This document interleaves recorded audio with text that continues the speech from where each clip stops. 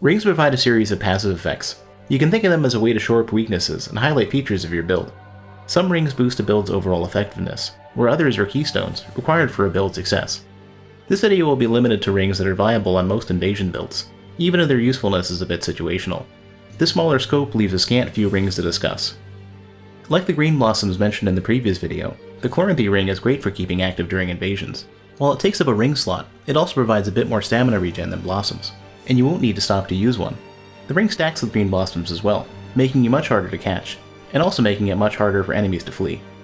The Silvercat Ring is one of the greatest tools in an invader's arsenal. It completely eliminates fall damage, so long as the fall wouldn't be fatal at full HP. This greatly increases your freedom of movement. You can easily escape a gang squad simply by hopping off of a cliff.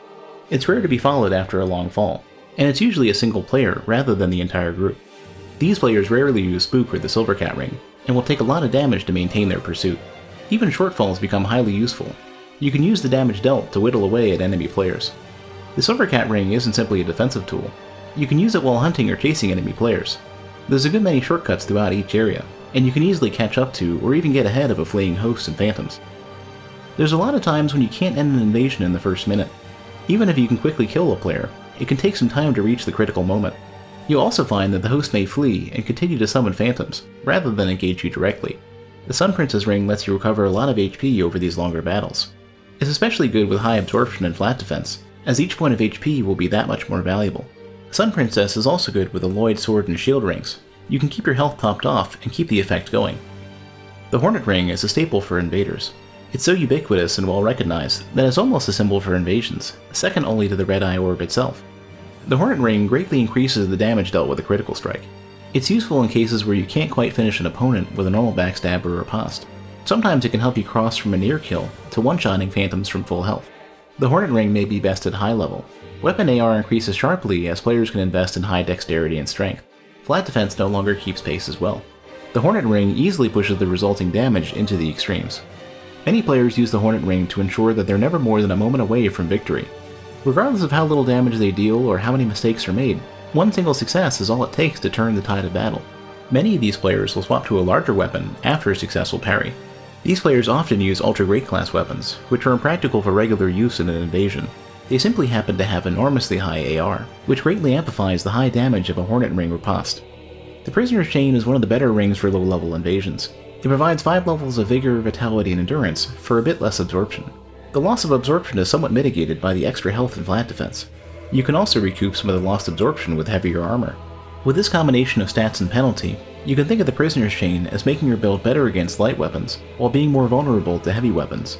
Lighter weapons deal sharply reduced damage against high flat defense.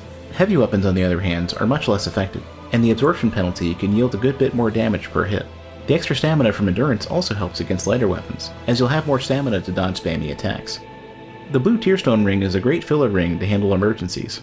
You'll want to have it equipped if you're regularly scrambling to recover after being thrashed by a host and phantoms. Blue Tearstone is only active at low health, and you can generally view that as a failure state. If you're reasonably successful as an invader, you may want to employ other rings, especially ones that are active regardless of your health. If you're good with critical attacks, Aldrich Ruby can be a good fit. Free health is incredibly valuable when invading. Every backstab or riposte recovers a good bit of HP, and can save Estus in longer battles. The ring can also help recover some of the health lost to establish a critical strike in the first place. Good invasions aren't simply about the time spent directly engaging enemy players. A large portion of invasions is observation, posturing, or even taking time to regroup. The Obscuring Ring gives you complete freedom to engage and retreat at will. It's often used to attack from afar. Great arrows can hit without notice, and a sudden Crystal Soul Spear can quickly end an unwitting phantom. The Untrue White and Dark Rings provide a way to inject a bit of confusion into a group battle. Appearing as the host or phantom can add a slight bit of hesitation to player decisions, and every lapse in judgment can provide a crucial opening. Due to how player names are displayed, it's pretty easy to identify an invader posing as host or phantom. You may find that these rings are best used on the other side of the encounter, rather than when invading. The Untrue Dark Ring, at least, makes it harder to spot the invader at a distance. It eliminates the bright red color typically seen on an invader. The rings discussed in this video can go a long way to shore up your build, some even adding new abilities.